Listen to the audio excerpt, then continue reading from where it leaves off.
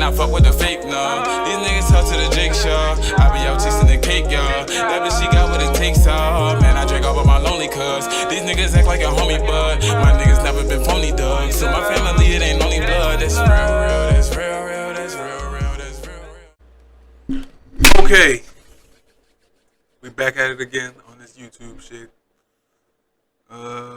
So the next thing I'm gonna be watching is Casual Geographic. I heard of this guy. I'll be watching him on shorts sometimes, but I never watched one of his videos, like the full length joints. So you're about to get into it, and I'll probably be reacting to more later. So let's go. Used to make do, and now I'm making a name, and I be in top business like it. So I watched Nope, and by far the scariest scene was actually the most realistic. Obviously spoilers ahead, so if you haven't watched it, save this video and then come back when you do. So for me, the most chilling scene in the entire movie was the Gordy scene. Basically, there was a TV show revolving around a family adopting a chimpanzee. Except one day, in front of a live studio audience, Gordy went on a rampage, violently murking 2 actors and severely maiming a young girl. And I do think it was a reference to the 2009 Travis the Chimp attack. Travis was a pet chimpanzee. 2 words that have no business being in the same sentence. He was pet chimpanzee named Travis. Look who he's around. Look. White people problems. A pet. Well, I mean, Michael Jackson had a fucking chimp, but he didn't name it Travis. He named it Bubbles. You feel me? Like something that you wouldn't name it. He named his own child Blanket. So you know. Adopted by Sandra and Jerome Harold. I don't know what I'm trying to say.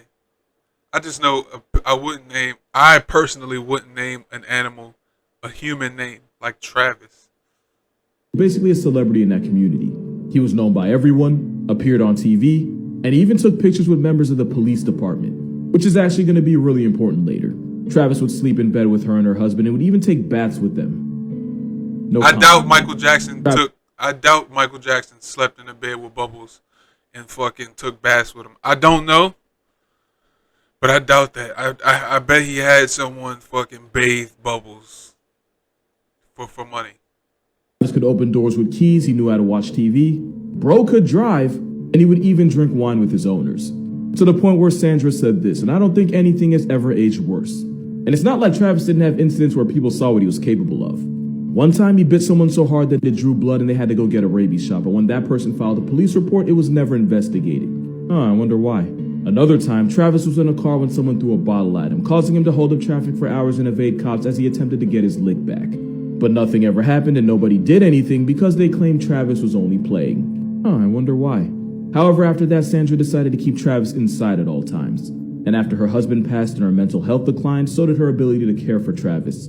So now Travis was stuck inside, overweight from eating nothing but junk food, depressed and never able to socialize with his own kind, and bro was very much maidenless.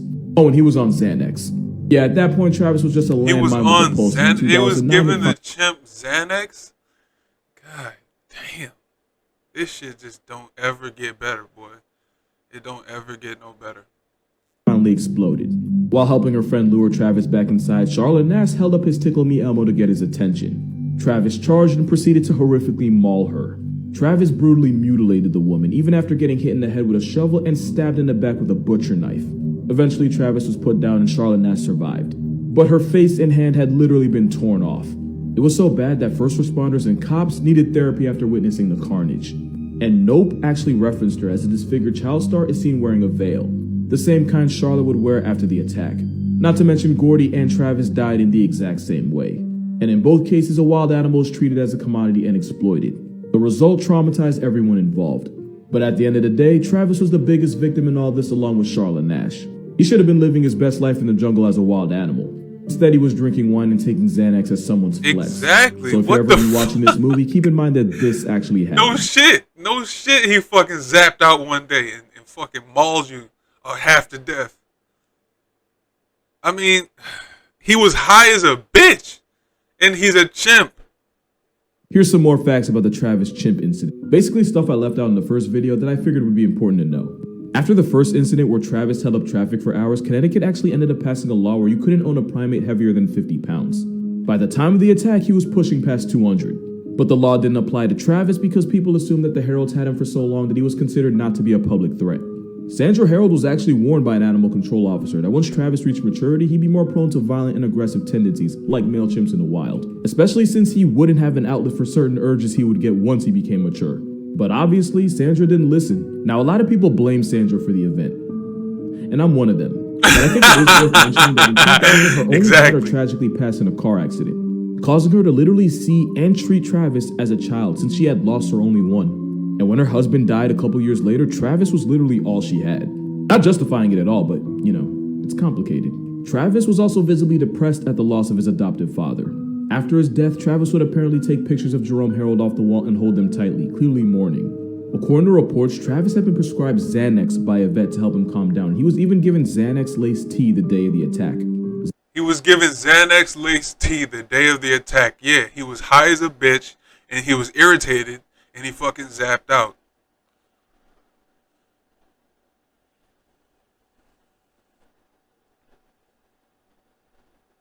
Xanax is often used to help treat anxiety, but it can also cause hallucination, rage, and mania. After horrifically mauling Charlotte Nash, Travis was shot 4 times. Mortally wounded, Travis went back to the house and passed away right next to his cage, which you have to assume was his safe space. On a wholesome note, Charlotte Nash actually ended up— That's sad as fuck. God damn. These people don't realize that they just fucking, they think they're giving the chimp a better life, but he was happy where he was. And then he wasn't taking drugs. He wasn't being introduced to, like, you feel me, wine and shit like that. I don't even know what to say. Undergoing a face transplant and actually seems to be doing a lot better these days. And according to her, she's still alive? I wonder if she has another fucking and doesn't chimp. even seem to really remember the attack, just what people tell her about it. And honestly, it's probably better that way. Despite all she's been through, she's still managing to stay positive. Also, after the police officer who put down Travis was denied therapy, laws were passed to make sure cops that had to use lethal force on an animal could receive therapy for mental and emotional recovery. On this episode of Why No Human Should Ever Try to Own a Chimp is a story that, if I'm being honest, kind of messed me up the first time I heard it. Yeah, more than Travis. AMC Plus exclusive films. New movies every Friday night with the stars you love. Former NASCAR driver St. James Davis and his wife LaDonna had a chimp they had adopted from Tanzania named Mo. And before you say it, no, this story isn't going in the direction you think it is. The couple treated Mo like he was their son, dressing him up, bathing him, and they even taught him how to use the toilet. Mo was even the best man at their wedding. But after an incident in 1998 where Mo attacked and bit an officer, the couple were forced— He was the best man at the wedding. Like, you see what I'm saying? Like, this is not, it's not a human. Why don't you find a human that you can have these same interactions with that you want so badly? Why get a chimp from Tanzania? What do you think is gonna do? Like, what you think everything is just gonna be fine the whole time? You don't think he's gonna throw poop at you one day, and it's really gonna irritate you? I mean, come on now, it's a fucking monkey. To give up Mo to a wildlife rescue center in California. But they loved him, and this didn't stop them from visiting Mo regularly. One day in 2005, the couple were celebrating Mo's 39th birthday and even brought him his own cake. So, important fact about chimps. Chimpanzee society works as a hierarchy, where low ranks are often bullied and forced to give up food to their superiors who get first servings. That structure is actually why baboons have become a real problem in parts of South Africa. You see, they tell you not to feed the baboons because when you do, not only are the baboons associating people with food, which is bad, it also means they start seeing all humans as low ranks and start expecting food, which is worse. This would be important for 2 reasons. Reason number 1, 2 other chimps saw the couple give Mo the birthday cake. Reason number 2, that was a really bad time for those 2 chimps to escape. The 2 chimps violently confronted them, and one of them bit off LaDonna's thumb. And to protect his wife, St. James Davis put himself between his wife and the chimps. What followed was, without exaggeration, one of the most horrifically brutal attacks I've ever read about. The 2 chimps mauled and mutilated the man, and if you read about exactly how they did it, it didn't seem like the chimps were trying to end him. It seemed like they were actively trying to torture him. One chimp chewed his finger off while another gouged his eye out. In what seems like a common chimp move, they essentially tore most of his face off. They even went as far as to chew off his genitals and a good chunk of his rear end, which is another thing chimps are infamous for. They basically did everything but murk him. Keep in mind, this was all over a birthday cake. And at this point, you might be wondering where Mo was when this was all going down. As a chimp that grew up around nothing but humans, the event terrified him so much that he appeared paralyzed. Eventually, a couple workers put the chimps down, but by the time they did, the damage was already done. Former high school football player and NASCAR driver James Davis had pretty much been torn to shreds. He nearly bled out 3 times on the way to the hospital, and the first 2 places wouldn't even take him. Someone even said they might as well just drop him at the coroner's office. Eventually, he was taken to a trauma center where he'd go on to have about 12 surgeries and would even be medically induced into a coma. Against virtually every force of nature, Davis survived and was discharged 6 months later. The moral of the story... Look at his face! Look at his face! He's like, for the rest of his life, he's going to be looking like that. Like, I cannot believe I let 2 fucking chimps maul me and tear off my fucking nuts. For what? Because I'm socially awkward and I couldn't find a human to have these interactions with. Look at this. He's like, I can only imagine he was shaking his head to himself. And his wife is just there and she, yo, this shit would never happen to me. I can't relate. Is still the same. Davis had spent nearly 30 years of his life living with a chimp, and all it took was bad luck and a birthday cake to nearly flatline him. It just goes to show, chimps are really good at being wild animals, but really bad at being pets. So I watched Nope, and without spoiling too much, it reminded me of something that actually happened. And I'm just gonna put that right there. This is Timothy Treadwell. If that name sounds familiar, then you know what time it is. I think it's important to mention he wasn't like a zoologist or an educator or something. He was a dude that auditioned for Cheers and then lost out to Woody Harrelson. That caused him to spiral down the path of things I cannot talk about on here. Let's just say he had his demons and his demons had hands. But he turned his life around after going on a trip to Alaska with a buddy and observing bears up close. He decided right then and there that he'd dedicate his entire life to bears. Yeah, for over a decade he watched, studied, recorded, and even directly interacted with bears. He would get extremely close to them and would sometimes even play with bear cubs, because he claimed that he had their trust. And if you watch Nope, you know exactly where this is finna go. Now, I will say Treadwell did try to make an impact by traveling all over as an activist trying to educate the public about bears and why they should be protected, but he also threatened their lives by getting way too close. And as time went on, he started getting cocky, which led him to do the unthinkable. So a little fun fact about bears, before they hibernate, they have to eat and put on as much weight as possible. The competition for food makes them 1,000 times more aggressive and infinitely more of a death sentence to be around. Against literally everyone's warning, he chose this time to go camping around them. Not only that, but he purposely set up his camp around a known bear trail so that bears would walk right past his tent. Not only that, but he refused to carry bear spray because the Steve Irwin stereotype figured that bears trusted him so much that he never needed it. And not only that, he brought his girlfriend with him. So pretty much he chose the worst place at a worst time with no way to defend himself. You know where it goes from here. On October 5th, 2003, Treadwell spoke to a friend about how much fun he was having. On October 6th, the Rangers found his and his girlfriend's half-eaten corpses around their campsite. But the most disturbing part? A video camera was actually left on as the grizzly attacked them. Another cute little fact about bears, they don't wait until you flatline, they just start eating. Which meant there was a 6-minute audio recorded of him screaming in agony as he was getting mauled and eaten alive while his girlfriend could only watch. And since she was also screaming, the bear eventually went after her too. The audio was so graphic and traumatizing that it was never released to the public. You can find reenactments based on what happened on YouTube, but the original was vaulted out of respect for the family. Also, the bear that was only guilty of being a bear was tracked down and put out of commission. Obviously, soul eviction by bear is the worst way to meet God, and nobody deserves that. But bro literally asked for it, and it all could have I don't think that's one thing. I don't think they deserve it, but I mean, it was likely to happen, dumbass. Like, you don't deserve it, but to be there in that setting at that time with no bear spray, come on, man. How dumb can you be? That's the strong. Only the strong survive. I swear to God, the smart. Nope. This is Pete Davidson from Manscape. Surprise your girlfriend. Sorry. Yeah, shout out to this comment, because I honestly don't know how I didn't talk about them already. So Siegfried and Roy were 2 German entertainers who blew up from their magic act. They were basically the magic what the Beatles were to rock. And their act often involved exotic animals, but especially big cats like tigers. You probably know how this movie ends. For years, the two became world famous for their performances, and especially for the ways that incorporate the wild animals. And you'd get the sense that they genuinely cared for all of their animals. Especially Roy, who had been around wild exotic animals since he was 10. And it was during a show on Roy's birthday that he performed his usual act with Manticore, a 400-pound white tiger. But this time, the tiger wasn't cooperating and was instead biting Roy's sleeve while ignoring his commands. And it was while animal trainers attempted to get Manticore under control that it finally happened. In front of a horrified audience, Manticore severely mauled the leading co-star, clamping his jaws around his neck and eventually dragging him off stage. It took animal trainers spraying him with a fire extinguisher to get the tiger to release his death grip. Roy would survive, but the attack severed his spine, cut an artery, partially paralyzed him, and even caused a stroke, virtually cutting both men's careers short. Roy refused to blame his tiger for the attack, famously telling trainers not to hurt Manticore as he was being wheeled to the hospital for life-saving surgery. Surgery that he allegedly flatlined multiple times during. Later, Roy claimed that the attack was actually the tiger trying to save his life. Roy said he was already suffering a stroke, and Manticore sensed it and attempted to drag him to safety, the same way a mother would do to her cub. However, the animal trainer that actually worked with them had a very different story.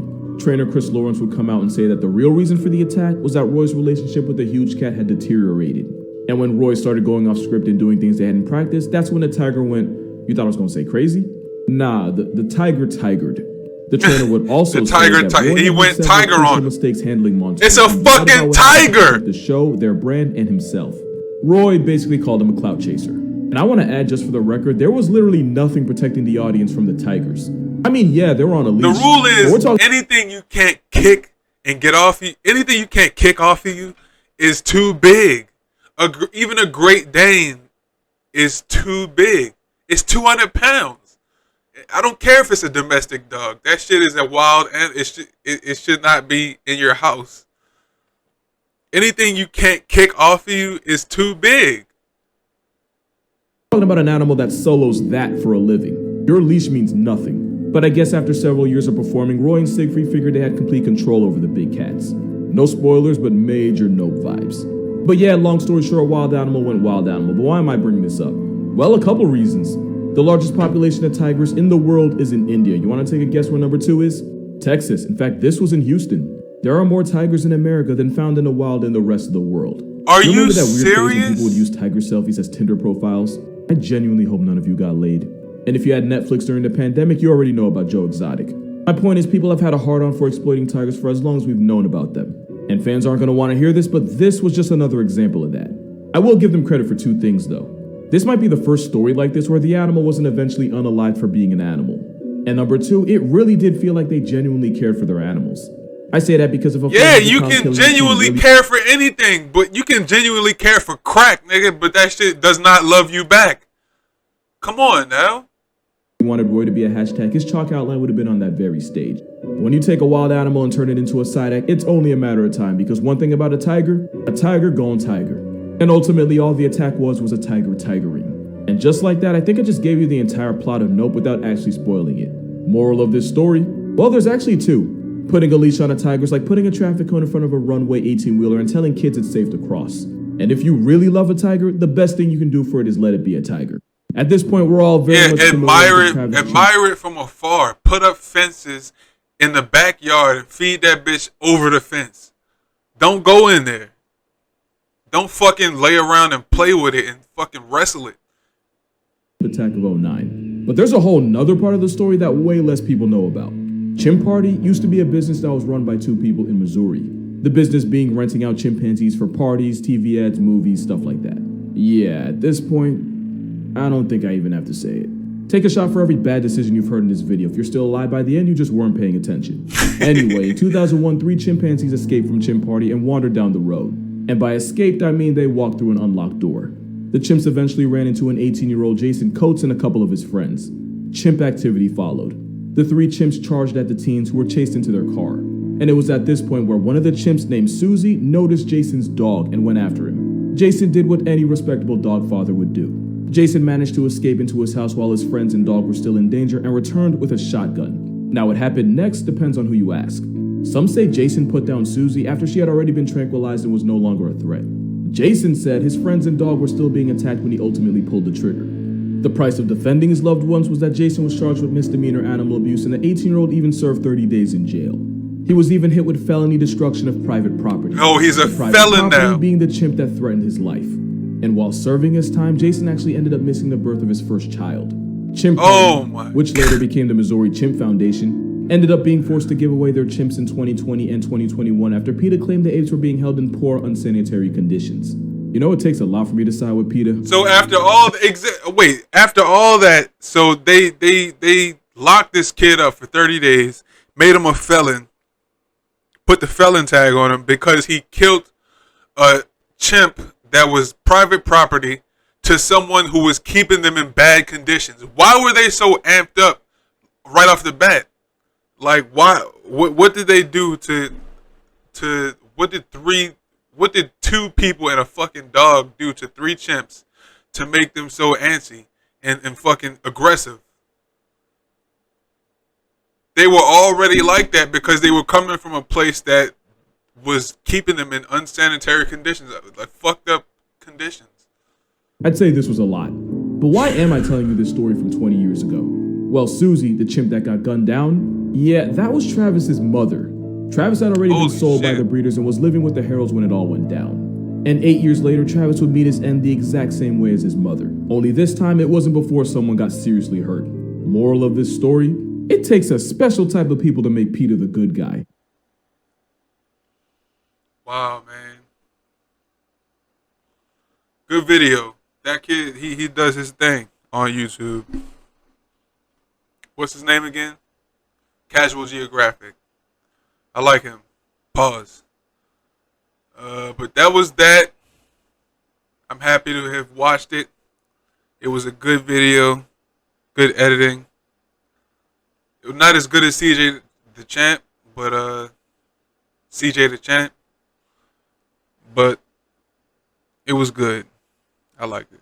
Like, how can I talk? I'm a fucking reaction channel half the time. I do play video games. So make sure you're coming back to the channel. If you're watching this, make sure you're coming back to the channel to watch some video games. Me and my friends playing Call of Duty and shit. But I will be watching more Casual Geographic and more CJ the Champ. Reacting to a bunch of shit. I like this YouTube shit. I'm not gonna lie to you. So other than that, I'll see y'all later.